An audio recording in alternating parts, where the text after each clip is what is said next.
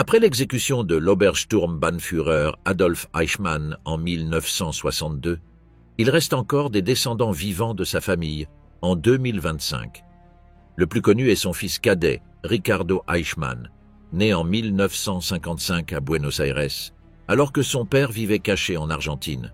Contrairement à l'homme qui a organisé la déportation de millions de personnes vers la mort, Ricardo a choisi une voie radicalement différente, la quête de la connaissance.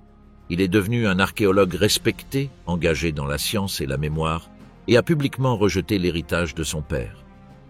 Katrin Himmler, petite nièce d'Heinrich Himmler, le Reichsführer des SS, a choisi la parole comme outil de confrontation. Écrivaine et chercheuse, elle a publié un livre dans lequel elle expose la complicité de sa famille avec le régime et réfléchit à l'héritage du mal.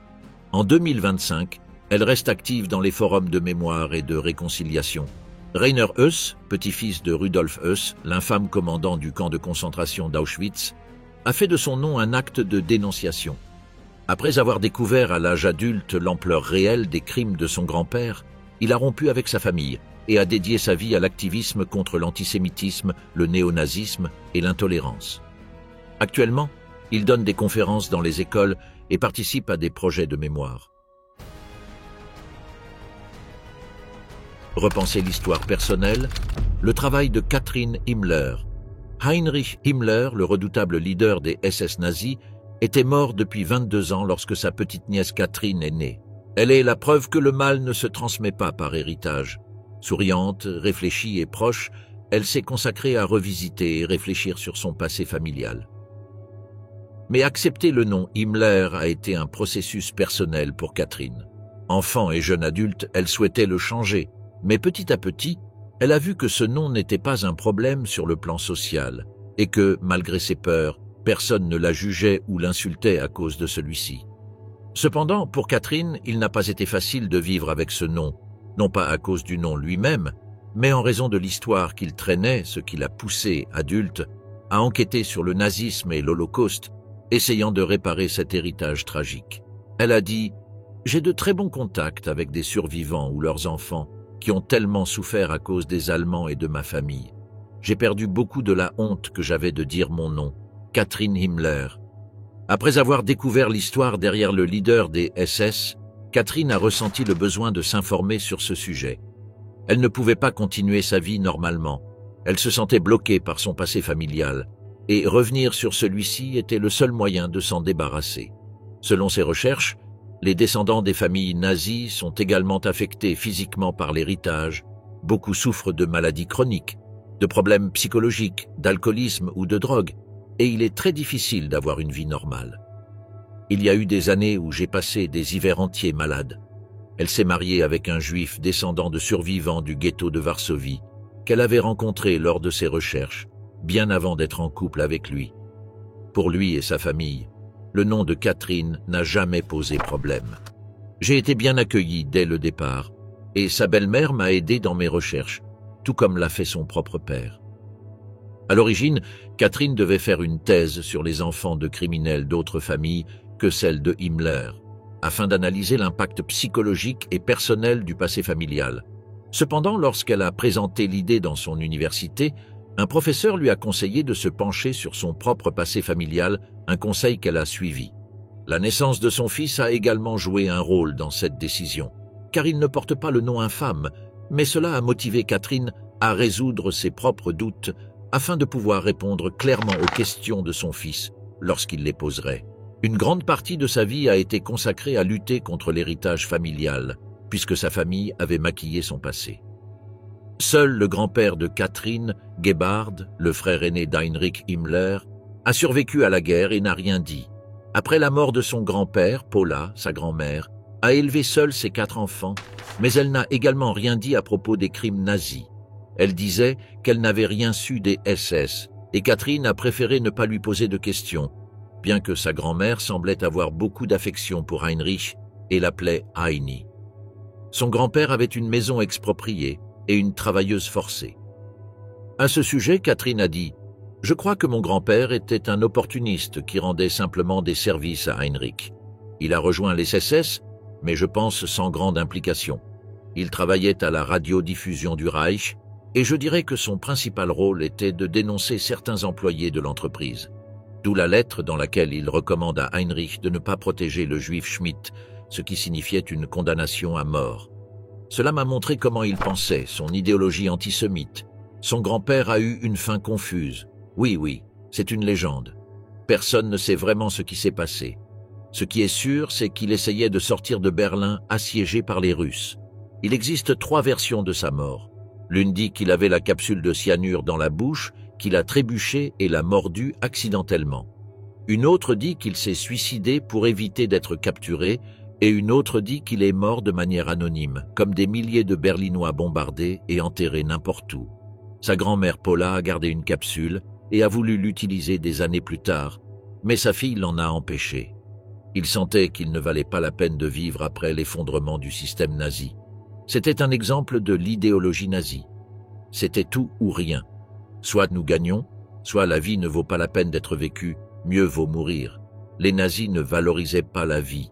La vie était un champ de bataille, né pour combattre, telle était leur devise éducative. Les descendants des leaders nazis sont passés de l'idolâtrie au rejet total, comme les enfants de Göring qui se sont fait stériliser, ou Niklas Frank, fils du boucher de Pologne, qui se masturbèrent chaque année en l'honneur du jour où leur père a été exécuté à Nuremberg. Selon Catherine, il n'y a pas de juste milieu. Soit tu enquêtes et luttes contre ton passé, comme beaucoup de descendants, soit tu te comportes comme Gudrun.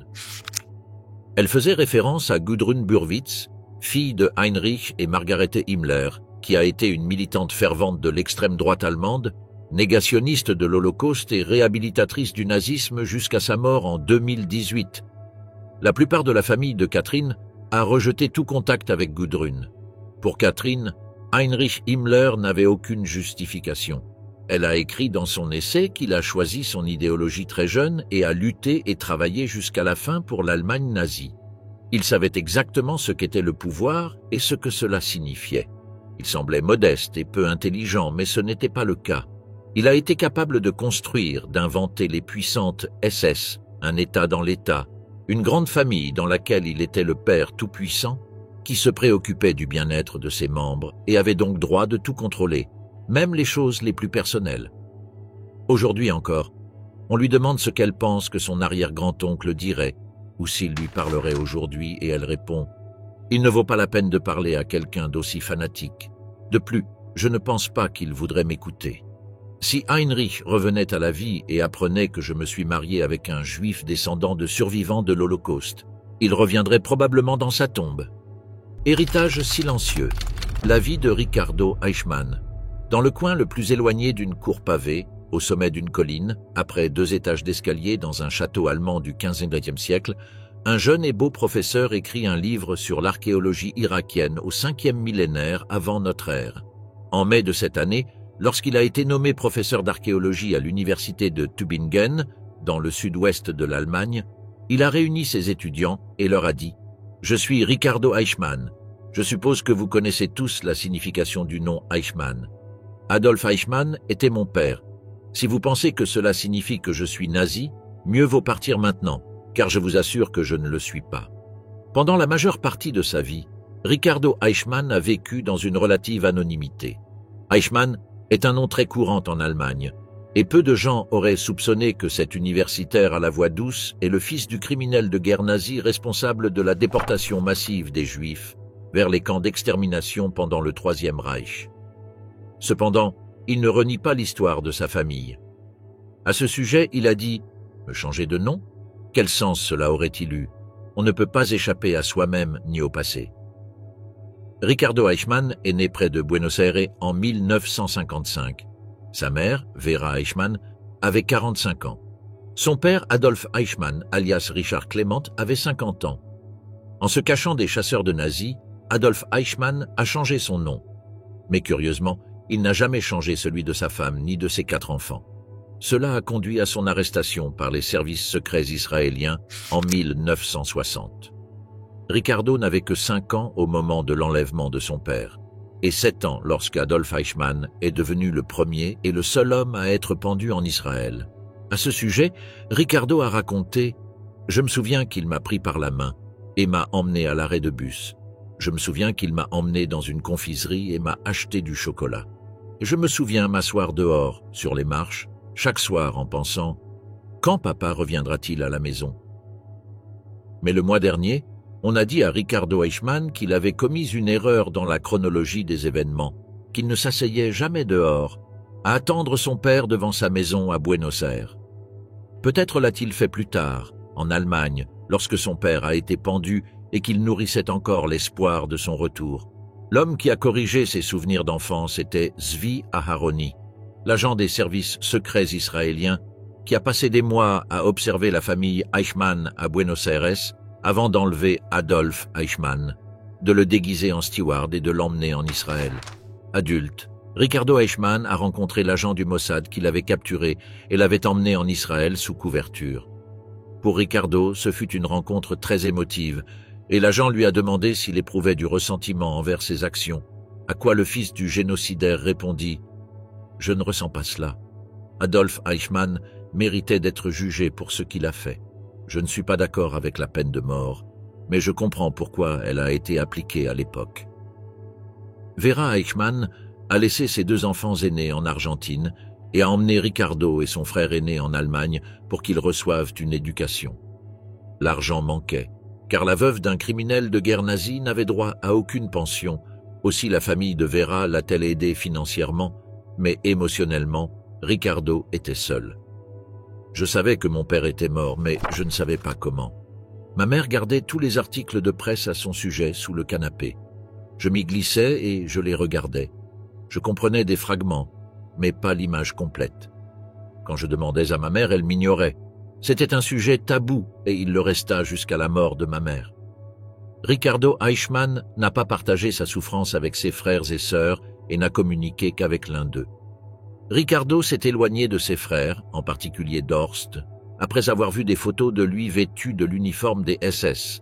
Enfant, il en est venu à envier d'autres enfants dont les parents étaient morts dans des accidents de voiture ou de maladie et à raconter « Une fois à l'école, le professeur d'histoire a commencé à parler d'un examen qu'il avait fait sur le procès Eichmann. Puis, il m'a appelé. Il a dit qu'il n'avait pas voulu m'offenser. Il ne s'était pas rendu compte que j'étais dans la classe. Je me souviens que je rougissais toujours comme une tomate quand on parlait des nazis et des SS. »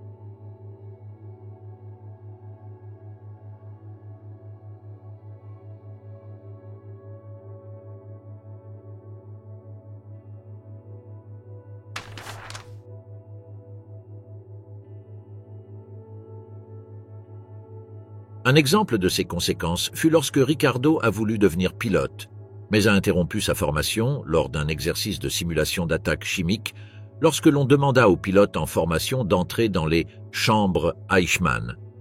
Ricardo Eichmann abandonna sa formation et se lança dans des études d'archéologie. Il choisit une carrière qui utilise des objets et des artefacts anciens pour donner sens au passé.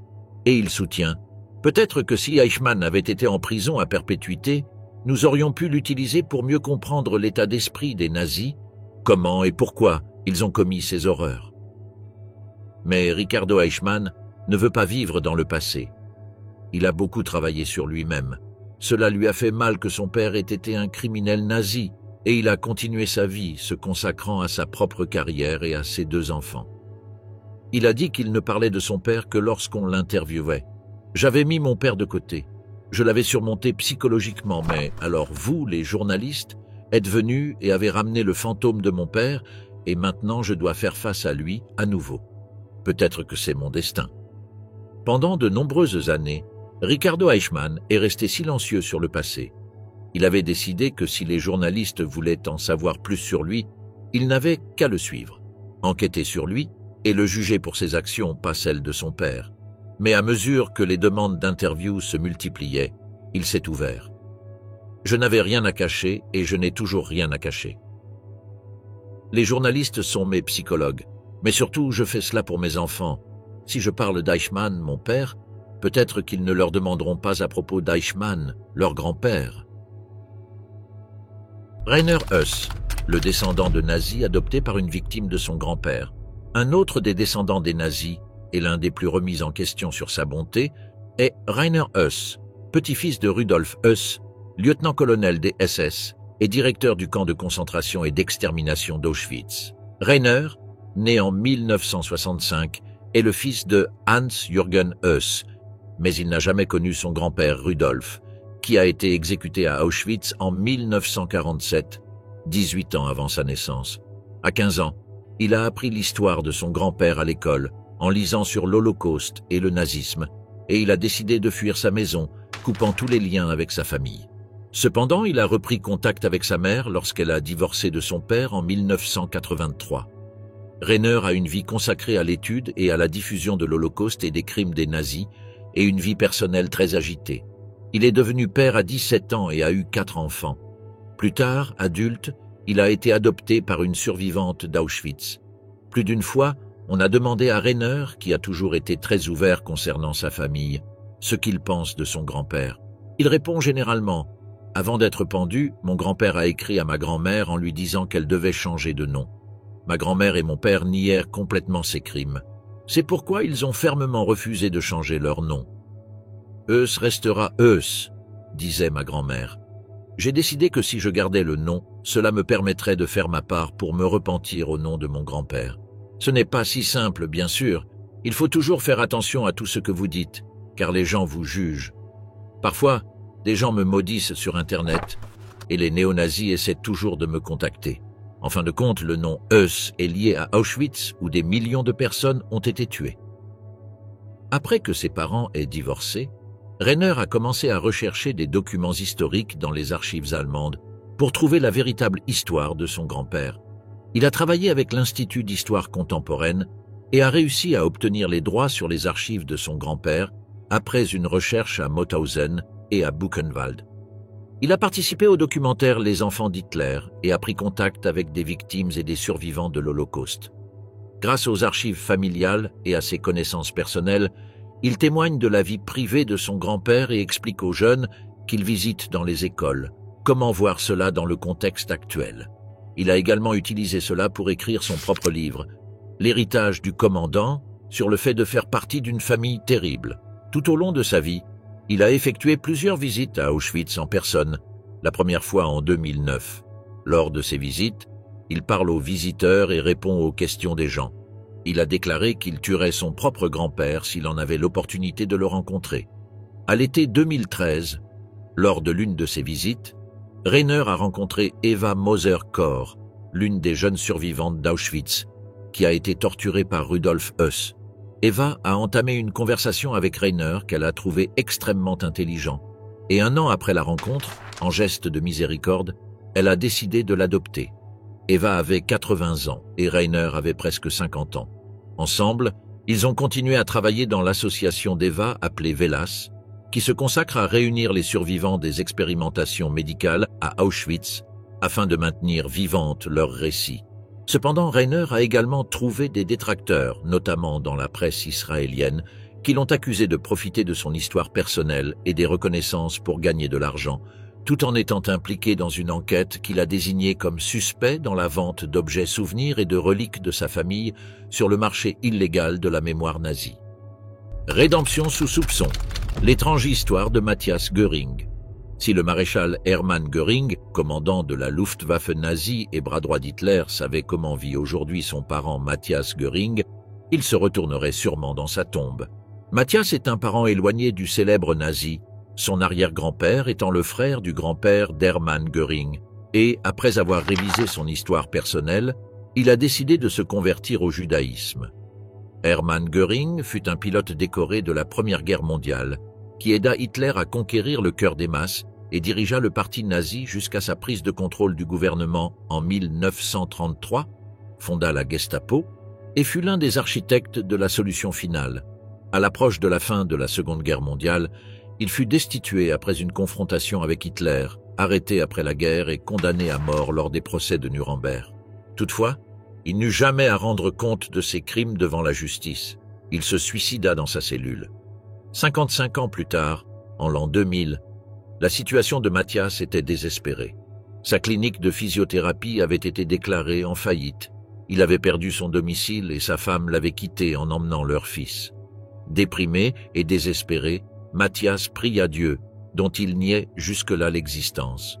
Selon lui, il dit « Si tu existes, j'ai besoin d'aide tout de suite. Pas dans quelques jours ni quelques semaines, maintenant même.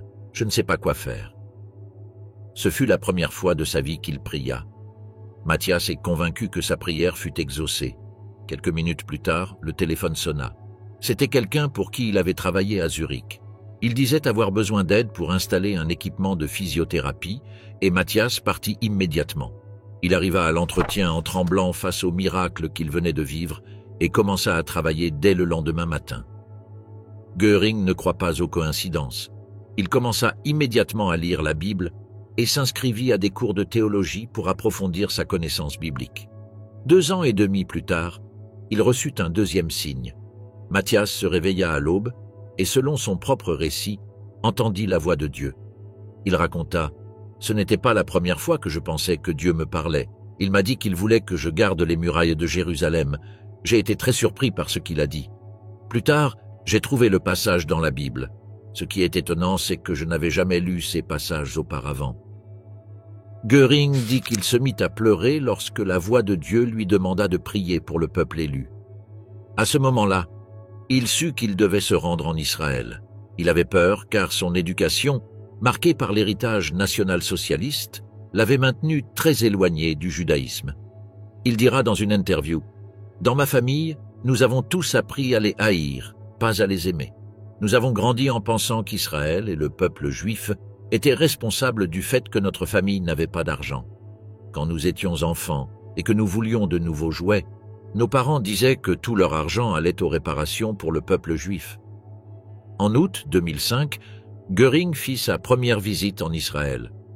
Pendant 2 semaines, il parcourut le pays et prit contact avec le rabbin Haïm Bachar, qui aide les victimes du terrorisme arabe. Sa deuxième visite eut lieu lorsqu'il était déjà profondément amoureux de la nation vivante à Sion. C'est alors qu'il décida de se convertir au judaïsme et de vivre sa vie en tant que nationaliste israélien, loin de ses racines germaniques. Interrogé par la presse israélienne, Mathias déclara « Je ne me sens pas coupable à cause de ma famille. Mon nom n'est qu'un nom. Je n'ai rien fait, mais je crois que Dieu utilise cette opportunité pour utiliser mon nom, un nom qui a causé tant de douleur pour changer quelque chose dans le cœur des autres. » Cependant, cette décision l'amena à s'éloigner de sa famille. Ses frères pensent qu'il est fou ou qu'il souffre d'une sorte de délire mystique. Mathias Göring porte une grande kippa tricotée, même en Suisse. Il prie plusieurs fois par jour, observe certaines lois de la cacheroute et célèbre le Shabbat. Il a également commencé à célébrer les fêtes juives. Comme toute personne revenant à la foi, Göring se plaint également du fait que les Israéliens devraient être plus connectés à leurs racines. Il a déclaré à des journalistes israéliens « J'aimerais que les Juifs aient autant de foi que moi. Si j'ai réussi, après 44 ans de haine envers le peuple juif, à changer complètement ma nature, tout le monde peut le faire. Il faut ressentir dans son cœur ce qui est écrit dans la Torah. » Et dans une autre interview, il ajouta « J'ai dit à Dieu que s'il m'aidait, je ferais tout ce qu'il me demanderait. Alors mon cœur a changé. Je ne suis plus la même personne qu'avant.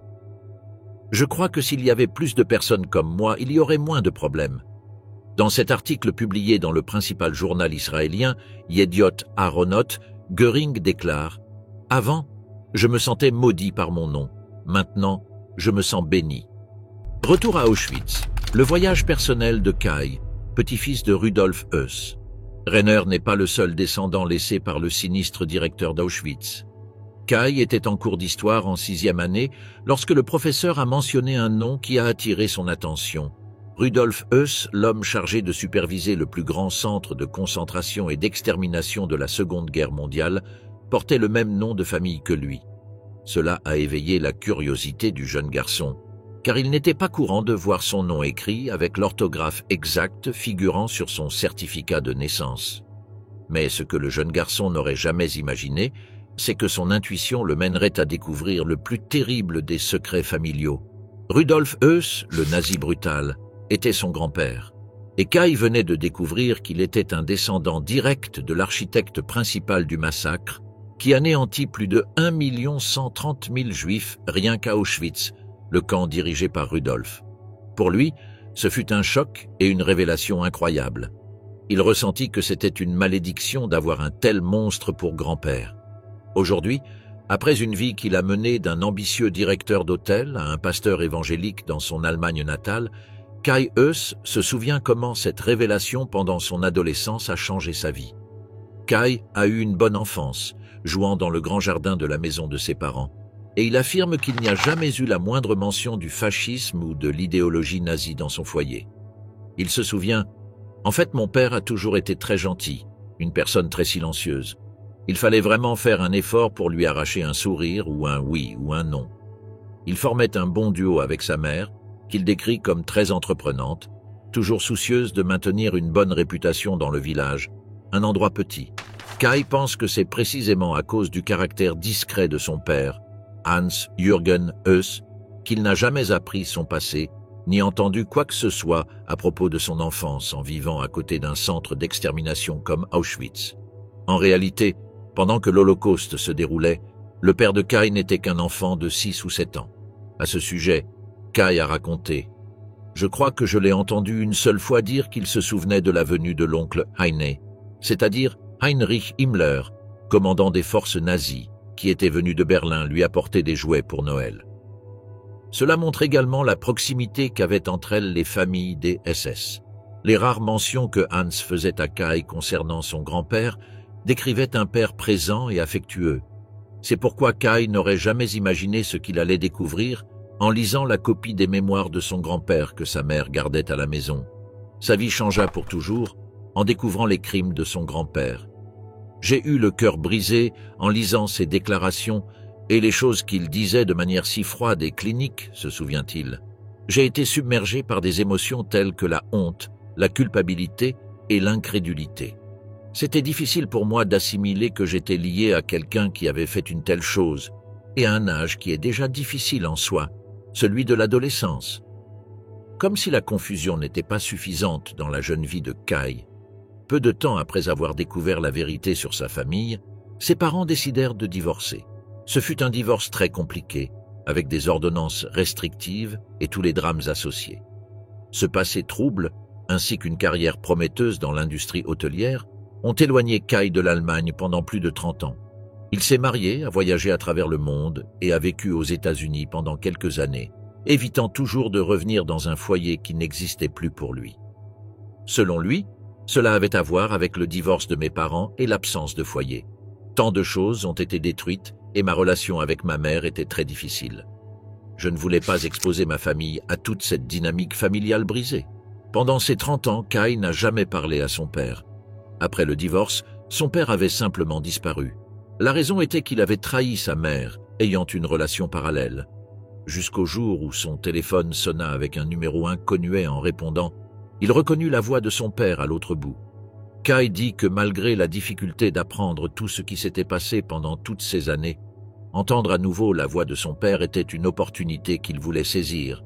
Cherchant à affronter son passé, Kai et son père, Hans-Jürgen Höss, âgé de 87 ans, décidèrent de participer au documentaire « L'ombre du commandant » et de raconter leur histoire. Dans le long-métrage qui a été présenté en première au Festival du film de Sedona, les deux Höss affrontent le traumatisme intergénérationnel causé par les actes de Rudolf en rencontrant l'une des victimes d'Auschwitz. À ce sujet, Kai se souvient « Ce qui m'a le plus touché, ce qui a ému mon cœur, c'était de rencontrer cette femme, âgée de 90 ans, qui avait souffert dans le camp de concentration et de la voir assise chez nous, prenant un café avec nous et souriant. Prendre conscience qu'il existe la réconciliation, la compréhension, le pardon, L'amour, c'est possible. Pour le documentaire, Kai et Hans ont visité Auschwitz, un voyage imprégné de douleur, rempli de pleurs et de reconnaissance de l'horreur causée par Rudolf au peuple juif. Kai dit qu'il a déjà eu des conversations sur les crimes de son grand-père avec ses 2 enfants, âgés de 12 et 7 ans, et espère garder ce dialogue ouvert avec eux à l'avenir, car il estime qu'il est important de maintenir vivante l'expérience de l'Holocauste pour éviter qu'elle ne se répète. La fin de l'histoire, les descendants d'Hitler et leur pacte secret. Lorsque Adolf Hitler est mort en 1945 dans son bunker de Berlin, il n'avait laissé aucune descendance directe. Cependant, il avait une famille qui a porté ce nom maudit, taché par l'histoire et hanté par les cauchemars d'une génération entière. Hitler avait un demi-frère nommé Alois, comme son père, qui épousa une Irlandaise du nom de Brigide. Ils se sont rencontrés à Dublin et se sont installés ensemble en Angleterre, où ils ont loué une maison dans le quartier de Toxteth, à Liverpool. Là, ils eurent un fils, William Patrick, et Alois Hitler décida de partir seul pour l'Allemagne afin de reprendre son travail dans le secteur des rasoirs. En Allemagne, alors qu'il était encore marié à Brigide, Alois contracta un second mariage avec une autre femme, avec qui il eut un autre fils, Heinz Hitler. Alois, fils, était un bigame et un buveur invétéré, qui battait sa femme et son fils et se délectait de se donner des airs supérieurs. Ils avaient tous deux l'astuce nécessaire pour se sortir indemnes de situations potentiellement désastreuses. Alois, protégeant sa réputation professionnelle malgré ses scandales amoureux répétés, réussit à éviter la prison pour bigamie et survécut relativement indemne à la chute du Troisième Reich de son frère. Cependant, ce furent ses enfants, c'est-à-dire les neveux d'Hitler, qui continuèrent à porter le nom du Führer mais sans en perpétuer l'héritage. Le plus célèbre fut William Patrick Hitler, particulièrement détesté par Adolf.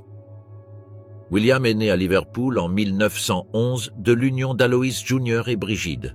Dans les années 1930, Willy décida de partir à l'aventure vers de nouvelles terres.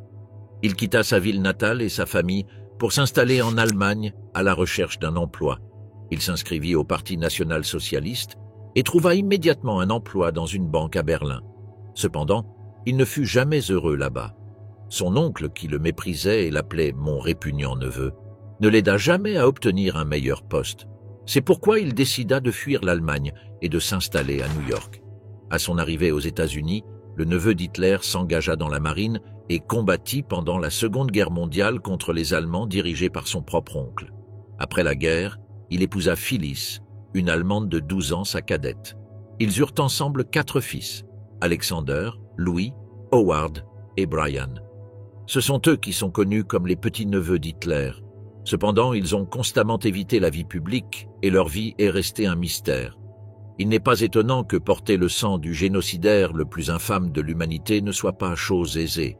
En fait, William Patrick décida de changer son nom de famille, passant de Hitler à Stuart Houston, pour éloigner ses héritiers de l'héritage nazi. Pendant des décennies, historiens, journalistes et chercheurs ont poursuivi les héritiers de William Patrick, mais ceux-ci ont réussi à préserver leur vie privée, du moins jusqu'à ce qu'un journaliste parvienne à retrouver Alexander, le seul qui décida de briser le silence. Le journaliste Gardner commença son enquête après qu'une source proche de la famille lui eût dit que les petits-neveux d'Hitler avaient conclu un pacte pour ne pas avoir d'enfants, afin de ne pas prolonger la lignée du Führer. L'idée que le mal puisse être une question génétique fascinait Gardner, qui fit tout pour interviewer l'un des fils de William Patrick. Alexander a toujours vécu dans l'anonymat, sous un nom qui ne rappelle pas le sombre passé de son grand-oncle. Apparemment, rien ne le relie à Adolf Hitler, et il ne souhaite pas qu'il en soit autrement. Cependant, Alexander Stuart Houston, âgé de 68 ans, fut retrouvé par une équipe de journalistes dans une petite ville appelée Patchogue, à Long Island. Il est l'aîné des descendants du criminel nazi. À sa naissance, ses parents lui donnèrent Adolf comme second prénom, mais aujourd'hui, il n'apparaît sur aucun de ses documents officiels. Pour pouvoir parler avec Alexander, le journaliste ne commença pas par évoquer Hitler, mais lui dit qu'il souhaitait discuter de la politique allemande contemporaine, ce à quoi le petit-neveu d'Hitler accepta. Sur le perron de sa maison, Alexander, après des décennies de silence absolu, accepta finalement d'échanger quelques propos. Ses frères Brian et Louis vivent près de lui, à quelques maisons, mais refusent tout contact avec la presse. Howard, le plus jeune, est décédé dans un accident. L'interview fut brève et Alexander déclara qu'il appréciait Angela Merkel, alors chancelière allemande. Il la considérait comme une personne intelligente et bienveillante et affirmait lui apporter son soutien personnel. En revanche, il critiqua le président américain Donald Trump, qu'il qualifia de menteur. Lorsqu'on lui demanda s'il aimait le style de leadership de Trump, il répondit « C'est la dernière personne dont je dirais que je l'admire. Ce n'est définitivement pas l'un de mes favoris. Je n'aime pas les menteurs. » Alexander ne répondit jamais à la question concernant le pacte supposé entre ses frères pour mettre fin à l'héritage d'Hitler, bien que, même marié, il n'ait pas eu d'enfant, et qu'aucun registre n'indique que ses frères aient eu une descendance. Les petits-neveux d'Hitler ne se sont ni vantés ni honteusement cachés de leur histoire, mais ont fait le choix du sacrifice. Ce choix, cependant, n'a pas été facile. Vivre avec la décision de ne pas poursuivre la lignée, de ne pas avoir la possibilité de se racheter par les générations futures, a été un fardeau supplémentaire que ses descendants ont dû porter. Malgré cela, ils ont maintenu leur engagement, voyant en lui la seule façon de se libérer de l'ombre d'Hitler. Pour affaires et plaisirs, les bungalows de la famille Bremer. Les Roth se situent dans la partie sud de la ville côtière de Dénia, parsemée de criques aux eaux transparentes, contrastant avec un paysage escarpé et rocheux. Cette zone de la municipalité abrite certaines des villas les plus luxueuses de toute la côte d'Alicante et est parfaite pour un ermite ou un fugitif. La dispersion des habitations permet l'anonymat tant recherché. C'est dans cet environnement que l'officier SS Gérard Bremer souhaita profiter des bienfaits de la région lorsqu'il fonda dans les années 50 des appartements à son nom, choisissant ce coin de la carte pour se retirer paisiblement après les crimes brutaux commis au service du régime nazi. Bremer participa à l'invasion de la Pologne, des Balkans et de la France et dirigea la prise de Mariupol, ce qui lui valut d'être décoré par Adolf Hitler de la Croix de Chevalier. Aujourd'hui encore, ces appartements existent et font partie de l'héritage familial transmis à ses descendants discrets, qui ont réussi à préserver leur anonymat. Ce sont les voisins de Dénia qui ont donné des informations sur le caractère macabre des descendants de Bremer, car ils en ont souffert au moins jusqu'aux années 1980. Carla Gomez, l'actuelle administratrice du quartier où se trouvent les bungalows de Bremer, se souvient que son père détestait les Allemands. Mon père déposait des plaintes pour des irrégularités architecturales, pour des constructions sans permis, et ainsi de suite. Il y a eu des menaces, enfin, un peu de tout. Elle se rappelle également que la famille Bremer menaçait les voisins, profitant de la dictature de Francisco Franco. Nous avions un camping et nous voulions toujours du silence, mais là-bas, ils faisaient la fête. Nous protestions, et alors ils nous menaçaient. « Tu n'es personne », nous disaient-ils. C'est eux qui commandaient ici parce que Franco était au pouvoir. Le dictateur espagnol avait accordé à Bremer une concession de 100 ans pour profiter de tout le terrain bordant la mer, où se trouvait également un embarcadère privé. Selon Carla, les Bremer avaient des barques, 2 tours de surveillance protégeant le complexe, et la nuit, ils faisaient débarquer des Allemands en fuite qu'ils hébergèrent là. Personne ne pouvait entrer. Nous étions jeunes, et parfois nous nous faufilions, mais ils nous accueillaient à coups de pierre. Hommes, femmes et enfants allemands nous disaient « C'est interdit, n'entrez pas », et nous leur répondions que la mer appartient à tout le monde. Les affaires de l'ancien nazi devenu homme d'affaires étaient prospères et réputés. Ses chalets étaient toujours remplis. Bremer, qui s'était réfugié en Espagne avec sa femme et son fils Gerd, organisait des fêtes et offrait un espace d'opulence aux nazis réfugiés, aux nobles liés au fascisme et aux proches de Franco. L'entreprise marchait tellement bien qu'il put engager un orchestre permanent ainsi qu'une équipe de cuisine. Quant à ce qui se passait derrière ces murs, l'actuel maire de Dénia se souvient avoir vu des éléments de collection nazis, des artefacts, des drapeaux et des photos d'Hitler avec Bremer, ainsi qu'avec d'autres dirigeants nazis notables. Le lieu ressemblait à un petit sanctuaire. Ce qui l'a le plus frappé, cependant, c'est qu'après la mort de Franco, les fêtes fastueuses du fascisme continuèrent en pleine démocratie. Ce qui est regrettable, c'est qu'après la mort du dictateur, l'orchestre était resté encore 4 ou 5 ans, se souvient le maire.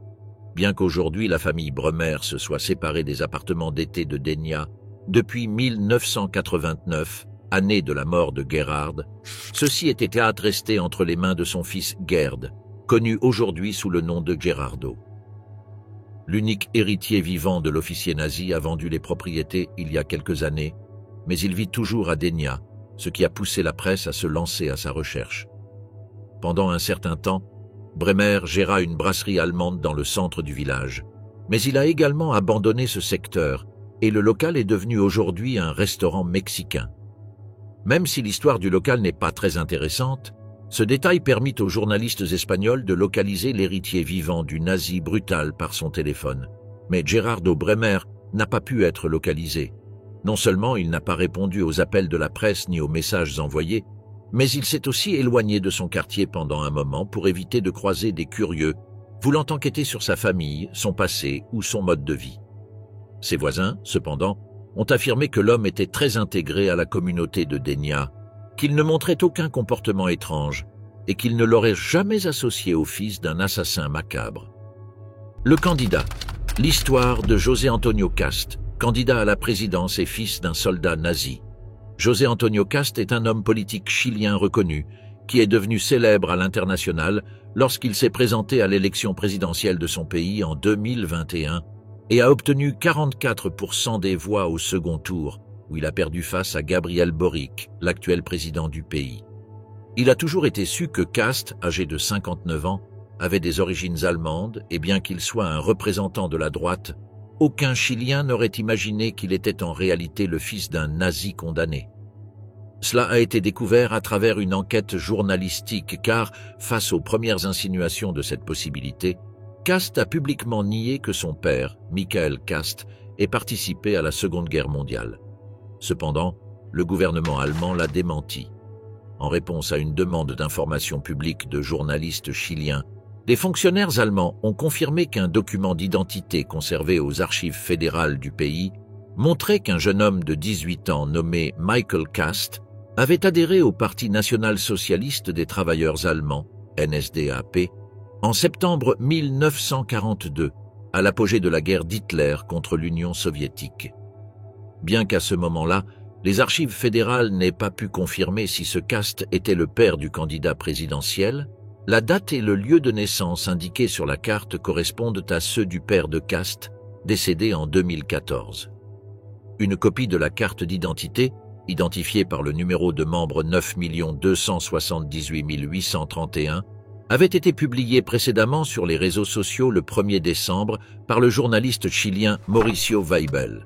Ce qui a jeté une ombre de doute sur cette histoire, c'est qu'elle est sortie pendant la campagne présidentielle de Cast, ce qui a mené à ce que la dénonciation entre dans le domaine de la dispute politique.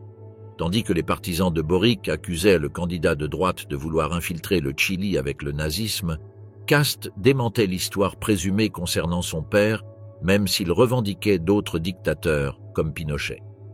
José Antonio Cast est un fervent catholique romain, père de 9 enfants, et possède de profonds liens familiaux et politiques avec la dictature militaire du général Augusto Pinochet, qui a pris le pouvoir après un coup d'État en 1973 et a laissé plus de 3200 morts et 1162 disparus.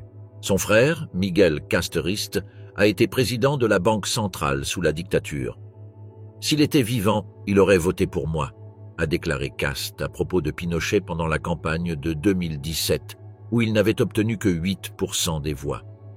Au-delà de son biais droitier, Cast a réussi à gagner le soutien des électeurs de la classe moyenne, inquiets de la possibilité que Boric perturbe 3 décennies de stabilité économique et politique qui avaient fait du Chili l'envie de nombreux pays d'Amérique latine. C'est pourquoi, lorsque la nouvelle du lien de son père avec le nazisme est sortie, Cast l'a de nouveau rejeté avec colère, niant que Michael ait été un partisan du mouvement nazi et le décrivant plutôt comme un conscrit forcé dans l'armée allemande. Il a déclaré « Lorsqu'il y a une guerre et que la conscription militaire est obligatoire, un jeune de 17 ou 18 ans n'a pas la possibilité de dire « Je n'y vais pas », car il serait traduit devant un conseil de guerre et fusillé le lendemain. Il n'existe aucune preuve que le père de Cast ait participé à des atrocités de guerre comme la tentative d'extermination des Juifs européens. Cependant, bien que le service militaire ait été obligatoire, l'adhésion au parti nazi était volontaire. Et malgré cela, Michael Kast était un fervent nazi. Dès 1944, Michael Kast a combattu les troupes américaines dans les environs de Trente, en Italie. Après la reddition allemande, Kast s'est rendu aux troupes alliées, mais quelques jours plus tard, il s'est échappé en sautant du deuxième étage de l'école où il était prisonnier. Il a réussi à traverser les Alpes en se cachant le jour et en marchant environ 30 km chaque nuit, jusqu'à atteindre son village natal d'Oberstaufen, en Bavière. Là, il a rencontré Maria Crescencia Olgarist, qu'il a épousée la même année. Deux de leurs enfants, Michael et Barbara, sont nés en Allemagne occupée avant que la famille n'émigre progressivement en Amérique du Sud. Après un bref séjour en Argentine, Michael Kast a réussi à s'installer à Paine, au sud de Santiago du Chili, où il a travaillé comme petit agriculteur, éleveur de poulets et fabricant de charcuterie. Au milieu des années 50, le reste de sa famille a pu émigrer au Chili. En 1962, ils ont ouvert un petit magasin de vente de charcuterie et de sandwichs nommé Bavaria, en hommage à leur terre natale, sur le bord de la route panaméricaine. L'entreprise s'est rapidement développée au cours des années suivantes. Cela a permis à Michael Jr., devenu Miguel, et à José Antonio d'étudier leur carrière et de s'impliquer dans la politique chilienne. Bien que Miguel soit décédé en 1983, José Antonio continue d'aspirer à devenir le leader de ce pays latino-américain. La descendante, poursuivie par les chasseurs de nazis, Waltraud Böser, fille du docteur Mort. En 2006, Waltraud Böser, une femme vivant dans le sud du Chili, fuyait la presse. Quelques jours auparavant, selon son témoignage, elle avait vu pour la première fois le visage de son père. Il apparaissait sur une photo dans le journal. C'était Heribert Heim, ancien officier du corps d'élite nazi, les SS, et fugitif depuis plus de 40 ans. Simon Wiesenthal, le célèbre chasseur de nazis qui avait survécu au camp de concentration du Troisième Reich, l'avait surnommé Docteur Mort. La presse, la police et la fondation Wiesenthal, créée spécialement pour la poursuite des criminels nazis, s'étaient ramassés devant la porte de Böser, la fille, dans la ville de Puerto Montt, dans le sud du Chili, suivant la dernière piste d'une enquête qui s'éternisait depuis des décennies. Arrêté puis libéré à la fin de la Seconde Guerre mondiale, le docteur Heim avait disparu en 1962, lorsque les survivants du camp de concentration de Mauthausen avaient commencé à parler des atrocités qui y avaient été commises. Heim avait été affecté pendant plusieurs semaines à Mauthausen, en Autriche, un camp où le régime nazi envoyait les ennemis irréductibles du Troisième Reich, principalement des prisonniers politiques et des juifs. Il était accusé de collectionner des crânes et d'injecter de l'essence dans le cœur de ses victimes. Après la guerre, les survivants de Mauthausen avaient témoigné auprès de la police et de la justice des atrocités attribuées au docteur Mort, bien que l'homme ait toujours nié toutes les accusations. Heim fut jugé par contumace en Allemagne en 1979. L'ancien SS, qui avait même reçu la croix de fer des mains d'Hitler, s'était enfui d'Allemagne 17 ans auparavant. Il avait été recherché sur de fausses pistes ou des indices incomplets en Autriche, en Suisse, au Venezuela et, avec grand tapage médiatique, sur l'île espagnole d'Ibiza en 2005. C'est à cette époque, alors que l'espoir de retrouver lui et d'autres fugitifs nazis commençait à s'éteindre, que surgit la piste de la fille au Chili. Le directeur du centre Wiesenthal en Israël, Ephraim Zuroff, s'était rendu de Jérusalem au Chili pour tenter d'interviewer Waltraud en personne. Elle ne voulait pas me parler, elle me suppliait de la laisser tranquille, se souvient-il dans une interview à la BBC. Après un intense harcèlement, une équipe de télévision allemande parvint à obtenir des déclarations de Böser. Les journalistes l'avaient bloqué dans une impasse. Et là, Waltraud baissa la vitre et leur dit « Vous pouvez me suivre pour toujours. Vous ne trouverez jamais mon père, car je ne le connais pas. » C'était bien Waltraud Heim. Böser elle-même, qui refuse encore aujourd'hui de parler à la presse, raconta pour la première fois une partie de son histoire à la journaliste allemande Suad Mekenet et à son collègue américain Nicolas Kulisch, qu'auteur du livre sur la fuite de Heim intitulé « Le nazi éternel ». Après 5 ans et demi d'enquête, ils réussirent à la rencontrer après un énorme travail de persuasion. Comme d'autres, elle fut entraînée malgré elle dans la traque de Heim et se sentit très harcelée et poursuivie sans raison. Waltraud Böser était né en juillet 1942 en pleine Seconde Guerre mondiale, alors que ses parents étaient déjà séparés. Haim n'avait fait que signer l'acte de naissance. À l'époque où le régime nazi étendait son pouvoir sur l'Europe, le docteur travaillait déjà dans le redoutable camp de concentration de Mauthausen. La petite fille grandit dans l'Europe de l'après-guerre, dans une ville autrichienne de montagne, convaincue que son père était mort. Elle skiait depuis l'âge de 5 ans, était grande et athlétique, et, selon les auteurs du livre qui réussirent à la voir, elle a une grande ressemblance physique avec son père. Selon Waltraud, elle n'a jamais connu son père, car sa mère lui avait dit qu'il était mort et elle l'avait cru. La Croix-Rouge à Munich lui avait également confirmé cette version. À un moment donné, poussée par sa propre quête personnelle, elle s'était rendue chez sa grand-mère, la mère de Haim, qui lui avait répété qu'il était mort, ce qui était évidemment faux. Haim était vivant et avait même vécu en Allemagne après la guerre, dans un quartier très agréable. Il s'était remarié et avait eu 2 autres enfants. Tandis qu'Haribert Haim fuyait la justice et quittait définitivement l'Allemagne, sa fille aînée obtenait un diplôme de chimiste pharmacienne. Elle travailla ensuite à Genève. Elle parlait plusieurs langues et, grâce à cela, selon le livre, elle servait des clients étrangers, comme l'actrice italienne Sophia Loren. À Lausanne, Böser rencontra un Chilien. Ils se marièrent en Europe, planifièrent un voyage du Canada à travers l'Amérique du Nord et finirent par arriver au Chili. Ils s'installèrent dans le sud du pays où, selon le livre, Böser tenta d'apprendre la langue mapuche. La vie de Waltraud était paisible, jusqu'à ce que les chasseurs de nazis découvrent sa trace. C'est alors qu'elle apprit qu'on lui avait menti. La plupart des théories et des preuves recueillies par Mekenet et Kulisch indiquent qu'Haribert Haim s'était caché en Égypte dans un hôtel de la capitale, le Caire, où personne ne lui posait de questions sur son passé. Il vivait des propriétés qu'il perdait peu à peu au fur et à mesure de sa traque. Il se convertit à l'islam et prit un autre nom. Un de ses fils, issu de son mariage en Allemagne, lui rendait visite.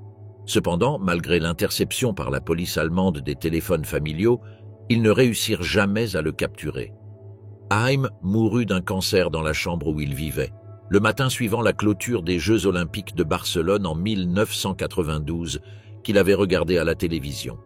Il souhaitait faire don de son corps à une université, mais sa religion musulmane l'en empêcha. Finalement, il fut enterré dans une tombe commune, comme un indigent. Il ne reconnut jamais aucune culpabilité. Il fut uniquement jugé par contumace en Allemagne et déclaré coupable. Malgré le récit de Böser, les journalistes s'accordent à penser qu'il est probable que la femme ait eu un contact avec son père, au moins pour lui parler. Cependant, les auteurs du livre ainsi que les chasseurs de nazis conviennent que, même s'ils avaient parlé au téléphone, il est très improbable que Waltraud ait aidé son père à se cacher ou à échapper à la justice, et pensent qu'elle a été trompée pendant la majeure partie de sa vie. « Mon grand-père m'aurait tiré dessus », Jennifer Teege, la petite fille nigériane d'Amon Goeth.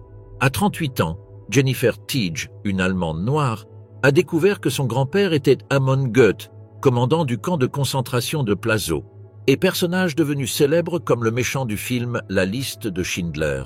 Mesurant 1,80 m, métisse et germanophone, Jennifer Teege était remarquablement différente des autres étudiants de l'université de Tel Aviv au début des années 90. Jennifer elle-même ne savait pas encore à quel point elle était réellement différente. Elle allait bientôt découvrir qu'elle était la petite fille d'un tueur de masse nazi. Les premières années de Jennifer Teege furent dures et difficiles. Sa mère allemande, Monika Goeth, s'est éloignée de son père nigérian lorsque Jennifer est née en 1970. Confrontée à des difficultés économiques et souffrant de dépression, Monika l'a laissée dans un orphelinat catholique local, alors qu'elle n'avait qu'1 mois. Monika et sa mère, Ruth Irene Calder, lui rendèrent visite de temps à autre, mais elle montrait peu d'affection envers la petite fille. Les visites ont diminué lorsque Jennifer a été accueillie par une famille d'accueil à l'âge de 3 ans et elles ont cessé complètement après son adoption à 7 ans. Ses nouveaux parents ont refusé que Monika, qui vivait un mariage abusif, vienne perturber leur vie familiale. Jennifer ne reverra sa mère biologique qu'à l'âge de 20 ans. Pendant tout ce temps, elle a grandi dans un foyer stable de classe moyenne. Découvrir que sa mère biologique l'avait rejetée fut un coup dur, et elle se sentait humiliée lorsque d'autres enfants questionnaient la couleur de sa peau. Mais Jennifer était une survivante. Douée d'intelligence et d'un esprit combatif, avec le soutien de sa famille adoptive, elle a surmonté sa propre dépression dans la vingtaine et a étudié à la Sorbonne. Son séjour à Paris a pris fin de manière inattendue lorsqu'un ami israélien l'a invité à passer des vacances chez ses parents. En Israël, Jennifer s'est entourée d'amis juifs et a aimé chaque instant de son séjour au point qu'elle ne voulait plus repartir. Et elle ne l'a pas fait. Dans ce qu'elle appela un caprice du destin, elle s'endormit le matin de son départ et rata son avion. De fil en aiguille, et avec un petit ami israélien, elle décida de rester en Israël. Elle passa les 4 années suivantes à l'université de Tel Aviv, où elle obtint une licence en études du Moyen-Orient et d'Afrique, en plus de maîtriser l'hébreu. Bien entendu, Jennifer connaissait l'histoire de l'Holocauste et de l'Allemagne de la première moitié du XXe siècle. Cependant, elle ne s'attendait pas à ce qui allait bientôt bouleverser sa vie. Lorsque la liste de Schindler fut projetée en Israël, Jennifer alla le voir avec ses amis et son compagnon. Elle se souvient, « C'était choquant, horrible, mais je m'y suis identifiée en tant que personne, pas en tant qu'Allemande. » Jennifer n'avait aucune idée que l'antagoniste principal de l'histoire, Amon Goeth, le boucher de Plaszow, était lié à elle. Elle portait le nom de ses parents adoptifs et n'avait aucune raison de soupçonner quoi que ce soit. Cependant, plus d'une décennie plus tard, Jennifer Teege menait une vie épanouie et satisfaisante à Hambourg. Avec un mari dévoué, 2 jeunes enfants et un bon emploi.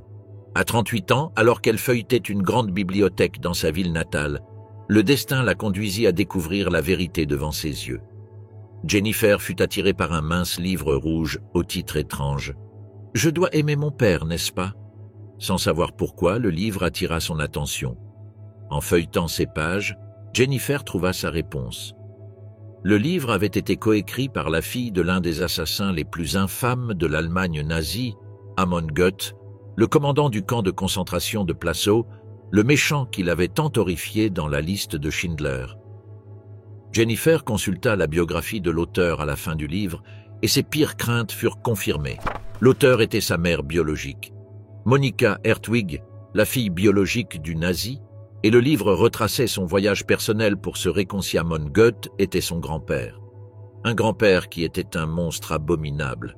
Plus tard dans la même journée, la télévision allemande diffusa un documentaire de PBS intitulé « Héritage », qui présentait Monika et Hélène Jonas Rosenzweig, une servante juive soumise à la barbarie de Goeth.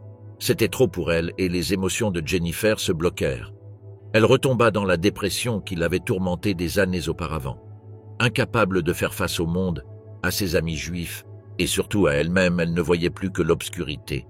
Liée avec ce fait, Jennifer fut bouleversée. Avec le soutien de sa famille, Jennifer affronta des mois de thérapie et une profonde introspection avant de pouvoir se libérer de son cocon de colère, de douleur et de culpabilité. Elle décida de visiter Plaszow, où son grand-père avait causé la mort de milliers de Juifs. Elle visita Israël et parla à des survivants de l'Holocauste.